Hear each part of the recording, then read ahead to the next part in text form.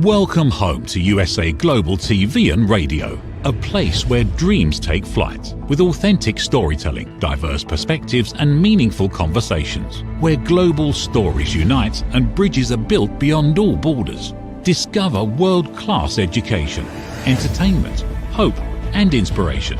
Together, we're building bridges worldwide. Subscribe to our channel, USA Global TV. Download our app, USA Global TV. Be our guest or join our team. Visit usaglobaltv.com. Thanks to our founder and executive producer, Dr. Jacqueline Kerbeck. Music score by Yeffy Tang from Cloud Road Music. Voiceover artist Mike Porter. Creative direction by Paul Garcia. USA Global TV and Radio, your home for global connection. All rights reserved. This video and its contents are the exclusive property of USA Global TV and Radio. Unauthorized use, duplication or redistribution in any form is strictly prohibited. Welcome to Talking Heads on USA Global TV and Radio, where wisdom meets experience. Join a dynamic lineup of thought leaders, professionals, and changemakers from around the world.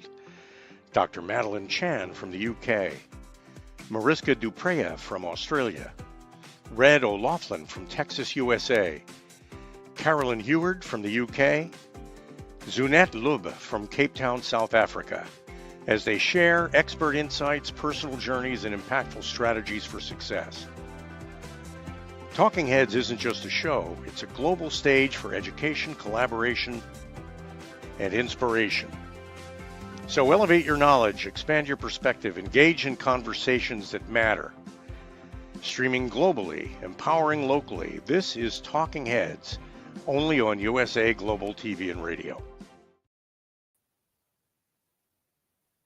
Hello, welcome to USA Global TV and Radio, where we provide world-class education, entertainment, hope and inspiration. Our show today is Talking Heads. I'm Caroline HEWARD and I'm one of 5 expert presenters on Talking Heads for USA Global TV and Radio. I'm a TV presenter on the channel, and I'm also the resident therapist for USA Global TV and Radio, as well as the Harley Street Stress Expert. Our show today is a really interesting one and something that I am guilty of myself, and I'm sure many high achievers, because that's what we're looking at, high achievers, have a challenge with. And it's not that it's not incurable, it's sort of a nice challenge and a difficult challenge. It's high functioning anxiety, the silent killer of modern success. Your overachieving friend may be silently struggling. Do you see it? It's almost like they're a swan on the surface, that everything is graceful, everything looks amazing.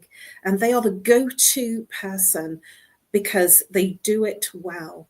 They do it with what I would call bells, whistles, and ribbons on. They do it to a high level of achievement. And it looks graceful, it looks easy, and it looks unmistakably polished. But underneath that graceful swan gliding appearance is the pedals underneath. They are pedaling like crazy. They make it look easy. They make it look simple because they are working underneath really hard. A lot of preparation, a lot of time, a lot of consumption of, is this right? Do I do it this way? Do I do it that way? And we're going to get more into that as we go into this episode. This episode is part of the Mind and Body Connection series. Let's begin.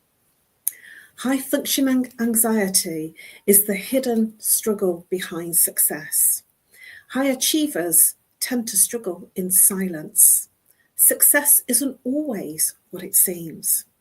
It impacts the person, you, I, the friend that you know that's the high achiever, personally, in their relationships. It affects society, and it also affects our coping strategies when things get difficult. In this episode, we're going to be uncovering the hidden side of achievement, the anxiety that thrives while we succeed. What is high functioning anxiety? It has many common signs, and you will see, as I've just demonstrated about that swan gracefully on the river, swimming, looking elegant, but underneath they're paddling like crazy. There's an overthinking going on. There is a perfectionism going on. Overthinking is an overanalyzing this way, that way. If I do this, if I don't do that, there will be a soap opera within their mind, and they are their worst critic. They will always look at, what did I do wrong? What could I do better? They will never critique looking at all the great stuff. They will always critique looking at what was missing. What can I do better? And they're always looking for that opportunity to show up and to be the person that stands out. Now, perfectionism, it's sometimes quite cute when somebody is a perfectionist. And I have worn that badge for many, many years, decades. And some people think it's quite cute. It is actually a silent killer. It stops you sometimes from doing things that perhaps you could have done much earlier and much easily if you weren't stopping yourself because it wasn't quite right. Perfectionism, it is the silent killer because we will question everything. We will question whether we're right to do it this way, to do it that way, what other people will think. Is this the best? They will constantly change things. They will constantly look at something and then reinvent the wheel, recreate, do something different, keep checking and changing it. I have a wonderful friend who's a musician, who's really talented, highly talented, and have been in the industry for many, many years, many decades, since the 70s. And he's on tour a lot, and he goes to the States, and he's UK based in London. And yet when he writes songs, and he's an amazing writer of songs, he will continually go back in and reinvent it, add more things to it, take things out, check in. And it's almost the creative perfectionist anxiety of wanting to get it perfect, that anything won't do. And I'm also guilty of that I will constantly review, and it's the reviewing that takes the time. And it's not wrong and it's not right. It is simply a behavior of the highly successful person, that they will constantly review and look to change things. Does it look better? How can I improve this? Because they're constantly looking for an improvement to get a different audience, a different take, a different level of praise. Why is this important? Because it's important to them. Being a perfectionist is an epidemic in its own right. There are many people that are perfectionists that do well and survive through that perfectionist struggle. It will take them longer to achieve something, and at the same time, it will be amazing. It'll be more than the average person, and at the same time, it will almost look as if it's easy. It rolls off the tongue. It just becomes great. But there's been a lot of work behind the scenes that you haven't seen. It can cause sleepless nights because you're thinking about, what next? I need to do this. And how do I make this better? I consistently spend time making sure that the technology is right, because that's one of my foibles as a perfectionist, and not feeling comfortable with technology, and yet I will work harder. And that's the behavior behind a perfectionism's talents, that they will work tirelessly to make things better. And they will always look to improve themselves in whatever activity they are doing, whether it's in a partnership, in a relationship, both personal, business, and in friendships. They're always looking to be the best they can possibly be. And at the same time, it has a huge detrimental effect to them personally. It is a hidden epidemic of high achievers. I did some mentoring with someone that was a shaman back in the times of the world closing down in the pandemic, and I did some online mentoring, energy mentoring with a shaman, and he was in the field for many years, many decades, and he trained with the shamans in the jungle. And I often wondered what made him go and drop everything, drop life, and go and train with what he considered were the best of the best. What was it that changed? That's not my story to share. But what I did get from him was he was fascinated by the fact that he tended to attract overachievers. The story that I shared with him, the story that I told, was a story of an overachiever, somebody who has a high level of ambition, achieves things, many awards, and at the same time, there is an undercurrent of something else that's not working for them.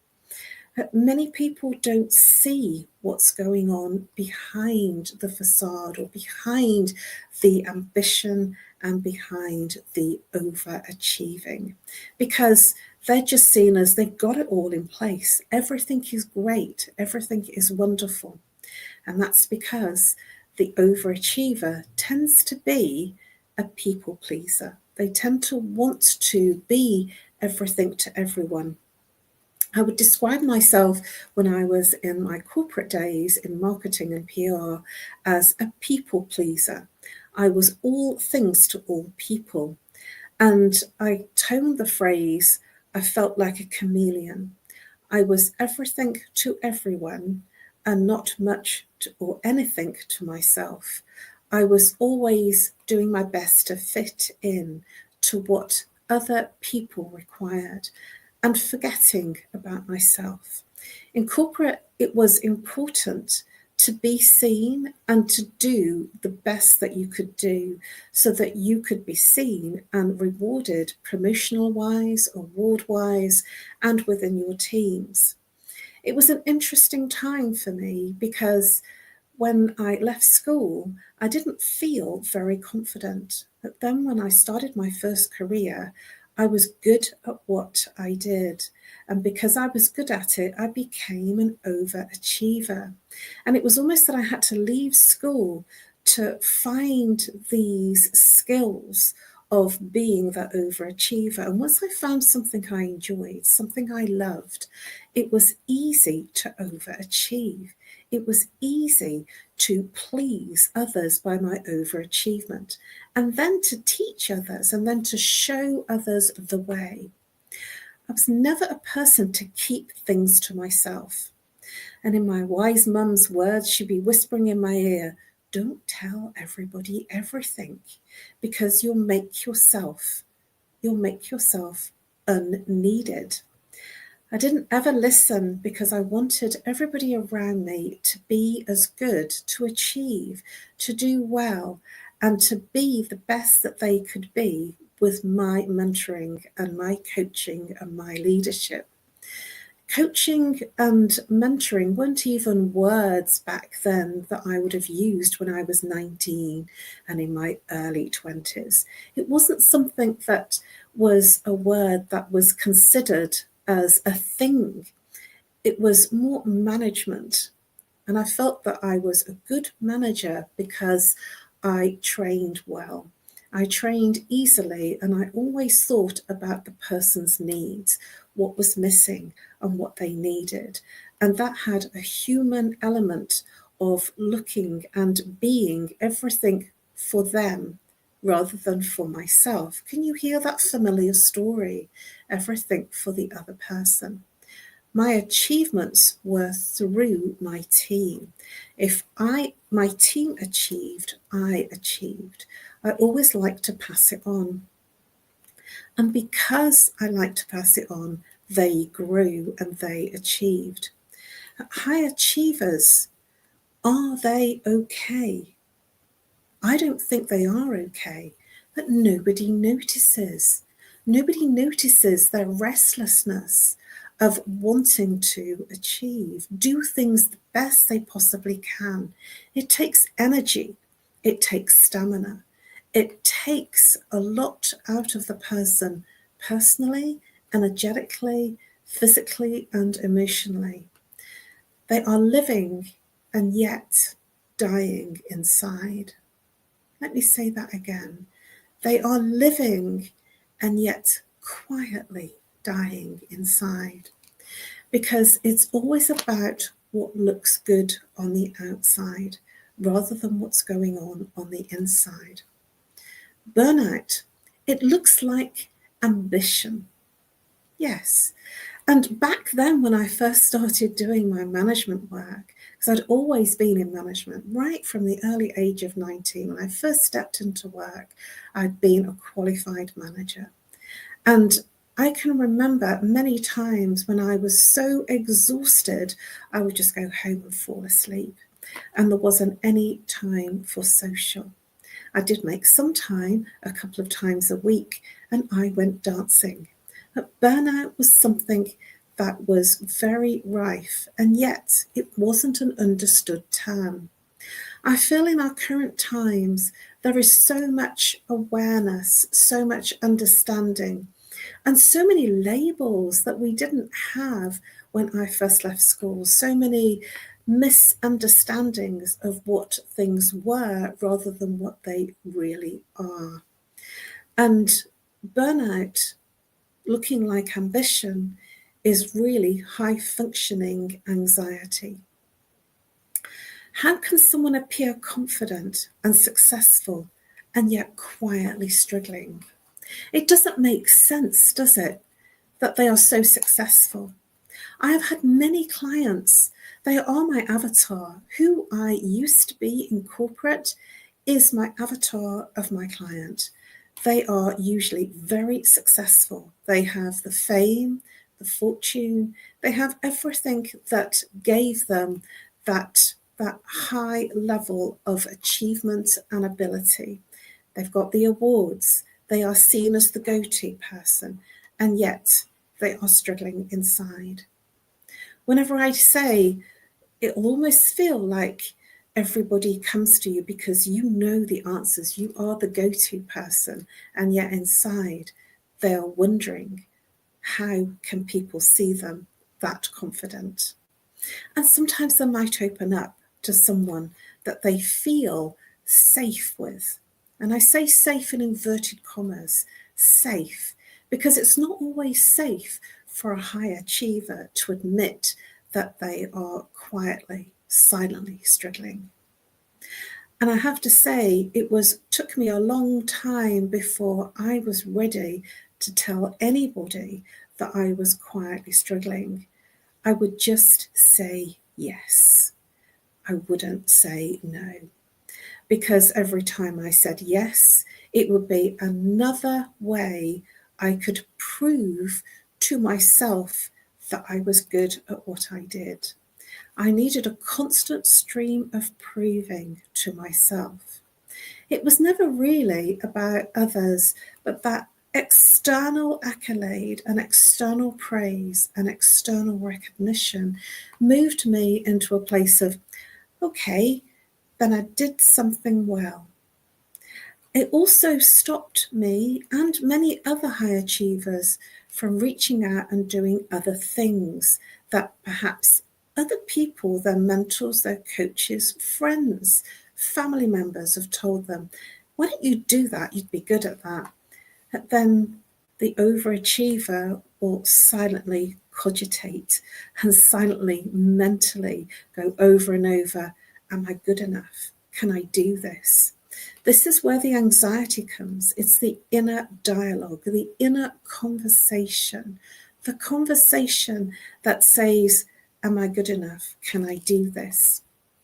And sharing with you a couple of very personal examples with you that it took me an entire year before I did a show with USA Global TV and Radio. And my mentor was tearing his hair out. He was going crazy. He was absolutely going crazy at me. And in the end, he lost his temper and said, just book in and do it. And he was so angry with me that I thought, oh my gosh, I need to get over myself. And one of my mentors, he had a saying, it's time to get out of the way of yourself. I never really understood that in those early noughties when I was training. Time to get out of the way of yourself and allow yourself to be your true self. And when I finally got that, and that's in recent years, I've only been here for 4.5 years. But that first show was testament to me that I could do it, that it was possible.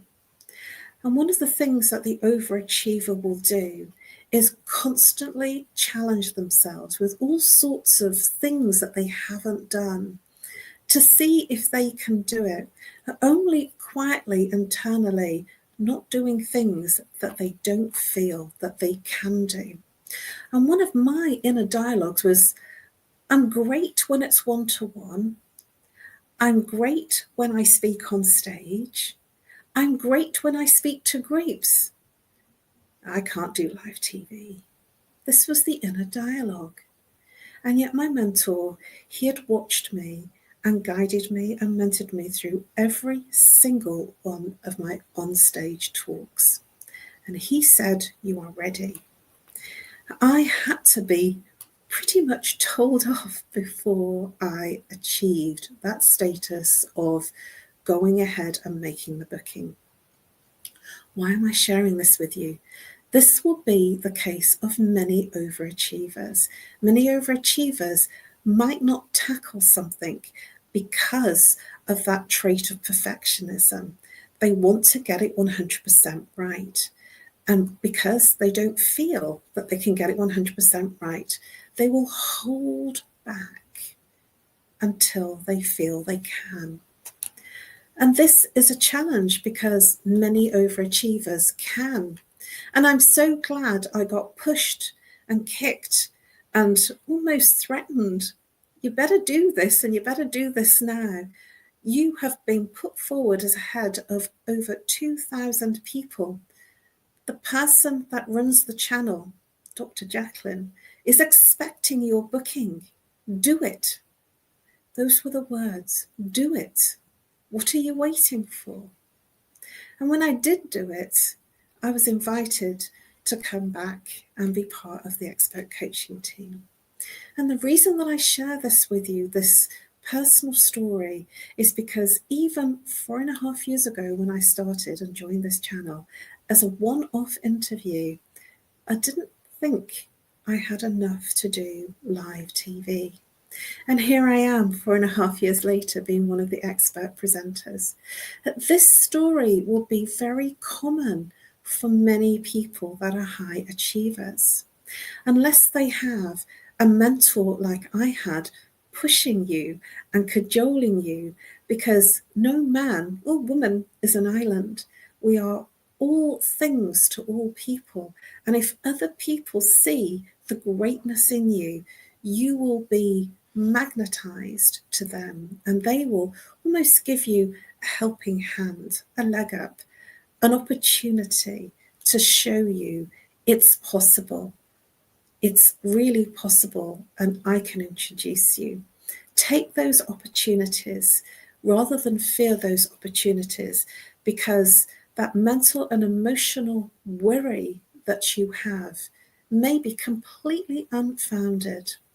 That self-doubt that you have will be completely unfounded, because that inner dialogue, feeling never enough feelings, is something that is human. It is something that affects all of us at some time. We're human. We're here to learn.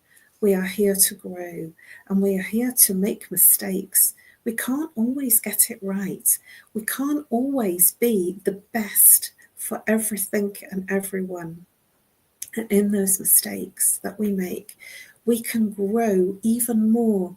When I've made a mistake, I don't make it again. When I've done something wrong, I will always admit the mistake, because to admit the mistake is growth. It becomes wisdom, and it becomes a lesson that you grow from.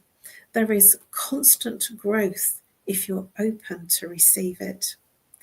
The physical symptoms of somebody that is a high achiever is fatigue. I'm sure that just by the very nature, I've spent 25 minutes giving you what goes on with a high achiever.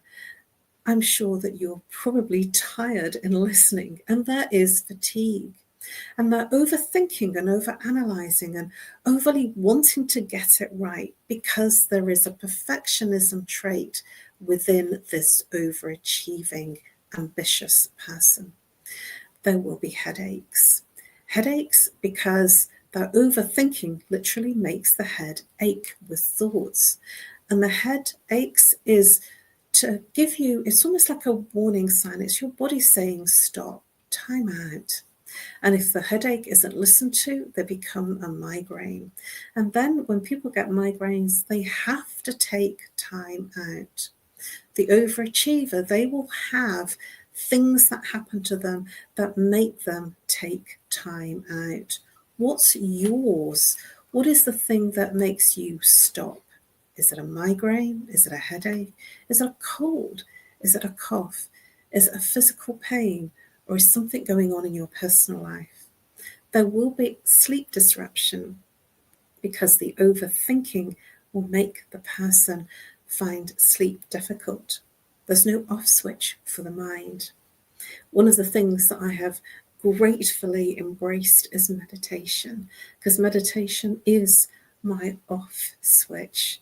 And it's something that I teach people, because the overachievers constantly are on the go. Even if it's not physically doing something, it's mentally and emotionally. And also digestive issues come into play with a lot of high achievers. And one of the reasons for that is that the mind is almost disconnected with the body. There is a focus on the body, but the energy that the person gives is mainly in the mind. There will almost be an intensity of thinking and doing, and a disconnect with the body. And one of the things that I would highly recommend, if you feel like that, is go for a jog, do some dancing, go to the gym, because this moves the energy from your mind to your body and starts to reinvigorate and generate energy into the body. So why do we hide anxiety behind smiles and achievements? It's because there is a facade. There is something that we're playing out. I would call it a mask. We want to look good and be good. And it's all about image. And especially in our current times, we really want to show up the best that we can possibly be, for ourselves, for others, in our personal lives, for our family, but to the detriment of our personal lives. How are we really living? Many of my clients, I describe this experience of we're existing. We're going through the motions without the emotion. We are doing things without being in a place of feeling things. So there is a lot achieved. I would always write an annual newsletter, and I still do write an annual newsletter. And for many, many years, and what it did was it brought me into a place of reflection of all the positive things that I'd achieved.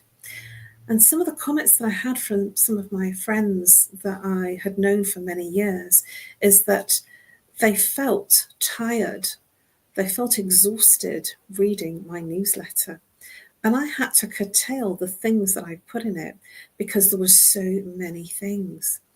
And I didn't really understand what they meant, that they were exhausted through reading. all the things that I got involved in, all the activities and all the events and the parties and the dinners and the awards and the expectation of what was to come, they were exhausted and never really understood why they were exhausted. This felt like life. This was life. This was how it was for me. And quietly, slowly, over the years, I have mellowed, quietly, slowly.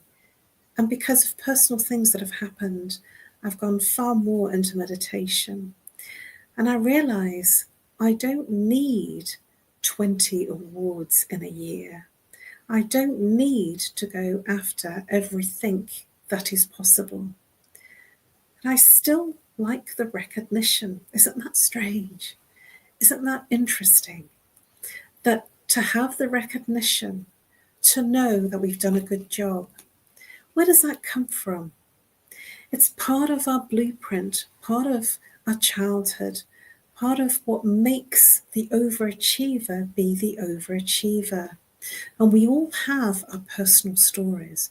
We all have something that happened in our childhood that moved us into this place of being better, being the best that we could possibly be. It wasn't a bad trait to have.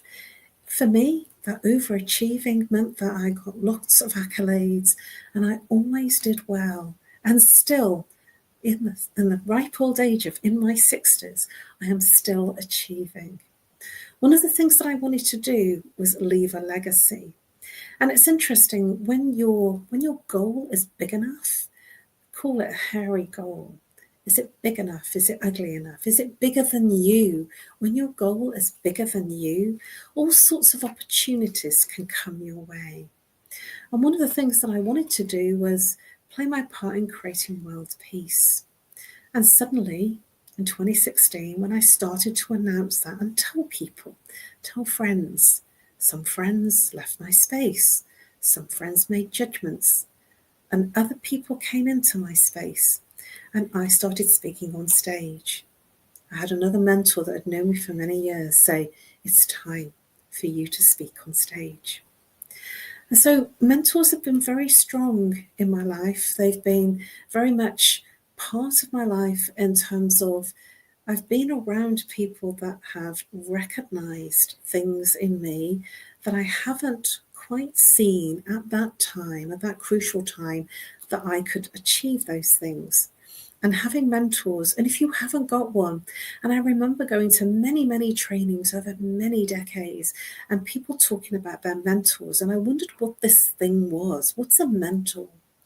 And I thought that it was something that you only got when you were famous and you'd done it and you'd become very good at what you did, and I didn't think I'd ever get there. But mentors come into your life for a reason, something that you want to achieve. Your circle starts to change as you change what your thoughts are in terms of what you want to achieve. And I never would have believed it possible that I could have been surrounded by such amazing mentors. 20 years ago, I couldn't believe and couldn't wish or write or imagine or envision the kind of mentors that I have around me today, the kind of people that are around me and that look after what my needs are for my ambition. I wanted to leave a legacy. And here I have been invited to a platform by the amazing, wonderful, talented, visionary Dr. Jacqueline. The visionary, her vision of creating this platform created the drive for her to find people like me to come and give content, share what they need to share. I couldn't have done this on my own. I didn't have the technology. I didn't have the knowledge. And sometimes it's about partnering and building on what somebody else has.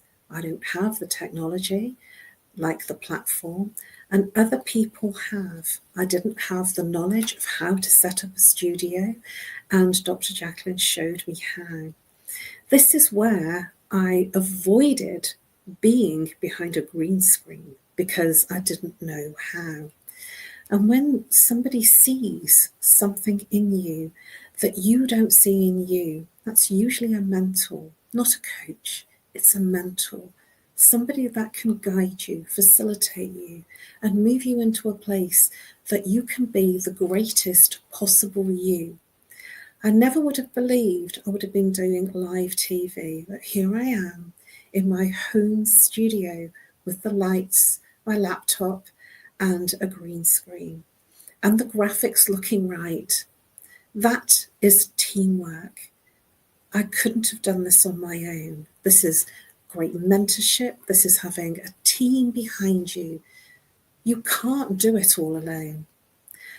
The overachiever will have challenges in relationships, both personal and professional, because they will overcommit.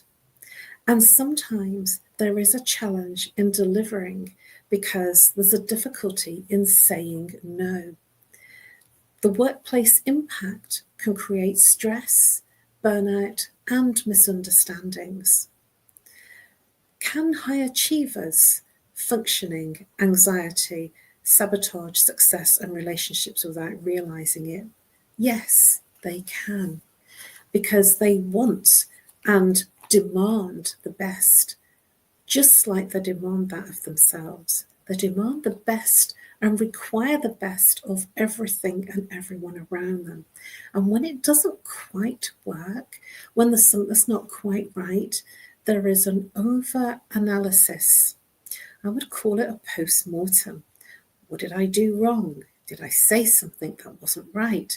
Have I offended the person? How can I make this right? There will be a feeling, a sensitive feeling, an emotional feeling in the gut. How can I make this right? There will be judgments that we might take personally, which was nothing to do with us. It was something to do with that other person in their world. It's not our story. Our story is how we react, how we respond. It's so easy to think, especially being an overachiever, that it's something that we did wrong. It's something that I didn't achieve in the right way. I've offended someone. Please listen to this. It's not always about you.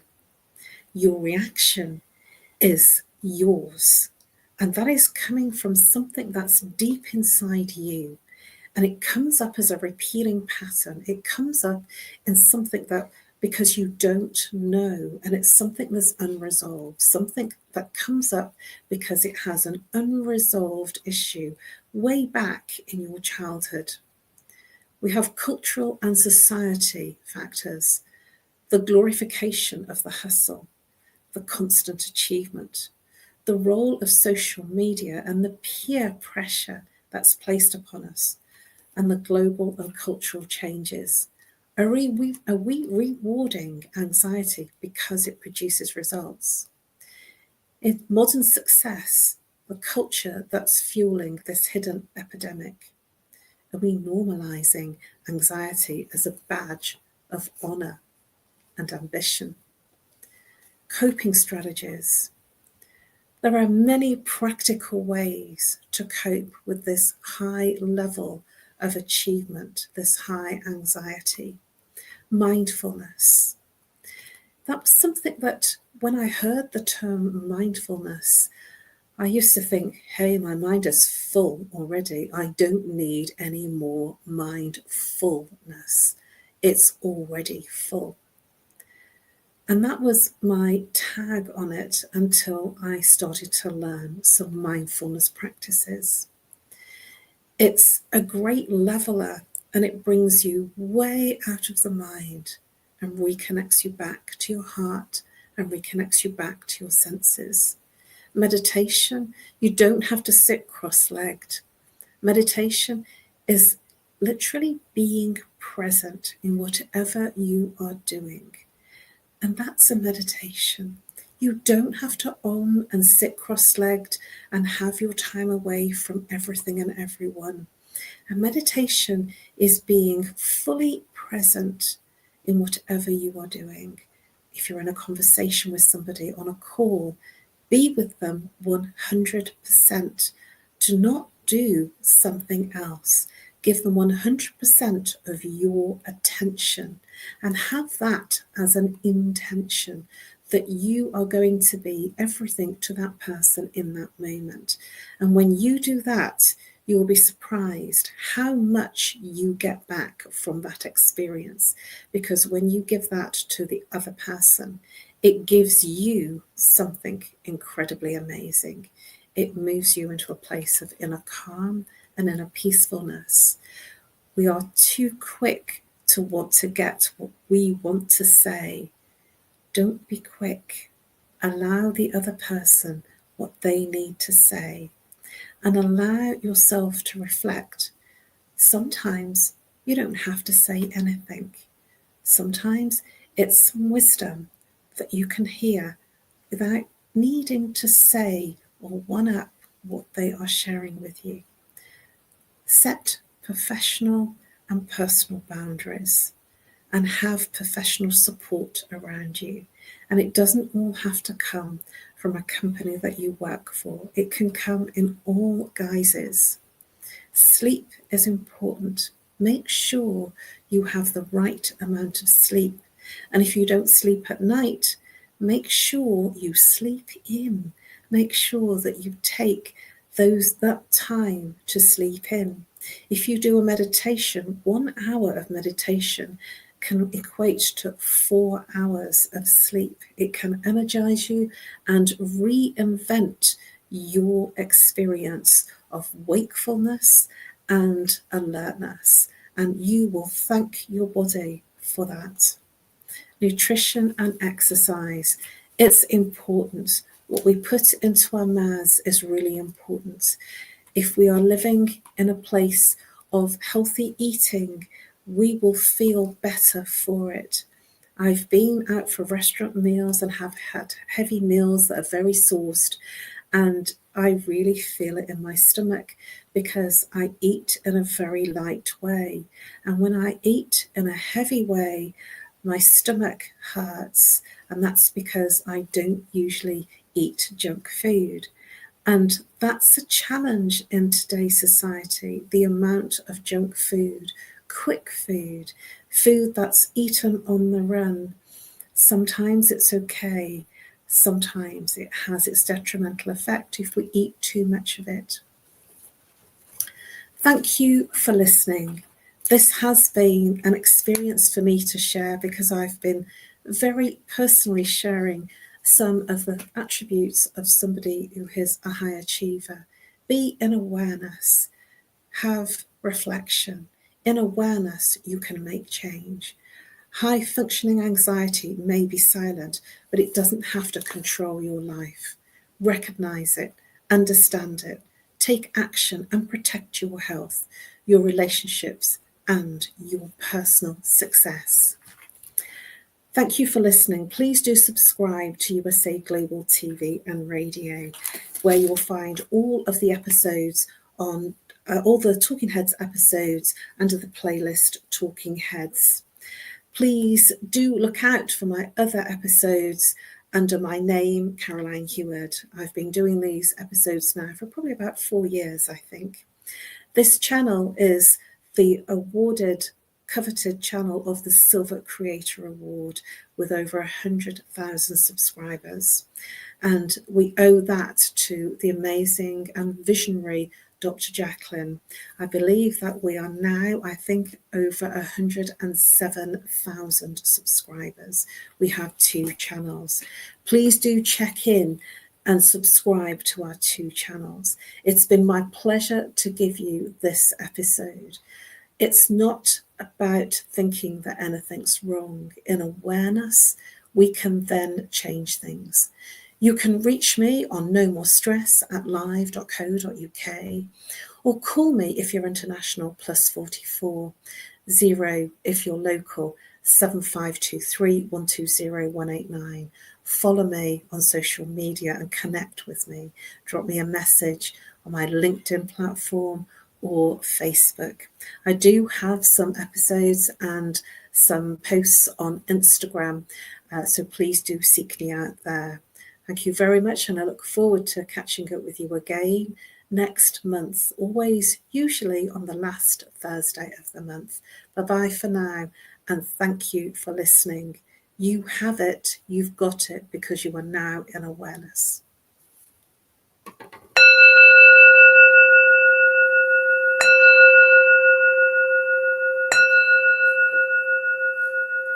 Namaste. USA Global TV and Radio proudly presents Tracy Cram Perkins, a dementia caregiving survivor teaching how to balance care with peace of mind. #1 resource for dementia caregivers. It's the book Dementia Home Care: How to Prepare Before, During, and After. Over 17,000 copies sold of this must-have guide. And now a testimonial from Tracy Smith. If I was to describe this book to someone who is going through a similar situation, I would underscore how important it is to have some sort of a tool or a guidebook to help you through certain stages. And there's so many, it's such an unknown topic to the average person. And to have this as a reference is essential. It's going to help you get through it personally, as well as help your loved one manage. To learn more, go to tracycramperkins.com. Tracy Cram Perkins is an award-winning author. She's also the host of Dementia Home Care television show. Watch it here on USA Global TV and Radio.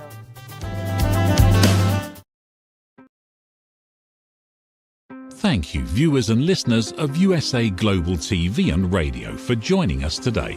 We're honoured to have your time and attention as part of our global community.